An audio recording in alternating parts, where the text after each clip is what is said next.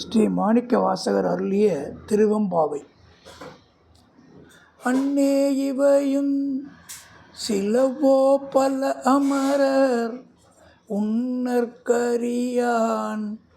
ஒருவன் இளம் சீரான் சின்னங்கள் கேப்ப சிவனின்றே வாய் திறப்பாய் தென்னா என்னா முன்னம் தீசேர் மெழுகொப்பாய் என்னானை என்னரையன் இன்னமும் தென்றல்லோமும் சொன்னோம் கேள் வெவ்வேறாய் இன்னம் துயிலுதியோ வன்னெஞ்ச பேதையர் போல் வாழா கிடத்தியால் என்னே துயிலின் பரிசேலோர் எம்பாவாய்.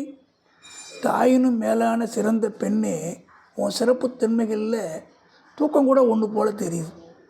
தேவர்களால் சிந்திப்பதற்கும் அறியவன் மிகவும் புகழுடையனாக இருக்கக்கூடிய சிவனுடைய திருநீர் உச்சாத்தத்தை போன்ற சின்னங்களை அணிஞ்சு வந்தவங்களை பார்த்தாலே சிவசிவான்னு சொல்லுவேன்.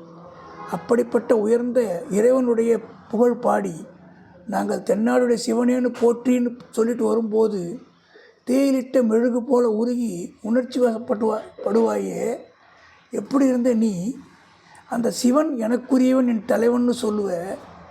இனிய அமுதம் போன்றவன் என்றெல்லாம் நாங்கள் புகழ்கிறோம். இதெல்லாம் கேட்டுட்டு கூட நீ உங்கள் தூக்கத்தை விட்டு வரமாட்டேங்கிற. பெண்களின் நெஞ்சம் இறுகி போனதாக இருக்கக்கூடாது. நாங்கள் இவ்வளோ தூரம் சொல்லி நீ எழாமல் இருக்கிற. தூக்கத்துலேருந்து எழுந்து சீக்கிரம் வந்து இறைவனோட அருள் பாடு அப்படி சொல்கிறாங்க. அதாவது அமரர் அப்படின்னா வானோர் பகைவர், சீராளன் சிறப்பு பெற்றவன், மெழுகுன்னா அரக்கு, சாணம், மென்மை, பிசின் இப்படி அர்த்தம் உண்டு. மண்ணெஞ்சி கடும் நெஞ்சி கடின மனம், பேதமை மடமை, பேதமைனா மடமை, பேதமை ஒன்றோ பெருங்கிழமை என்றுணர்க நோதக்க நட்டார் செய்யின். நாம் விரும்பாத நண்பர் செஞ்சால் அறியாமைன்னு இல்லாமல் உரிமையாகவும் நினச்சிக்கணும். பேதைமை என்பதொன்று யாதெனின் ஏதம் கொண்டு ஊதியம் போக விடாது. தனக்கு கெடுதியானதை செய்கிறான்னு வச்சுங்களேன், ஊதியத்தை கைவிடுறதுக்கு ஈக்குவலான காரியம்.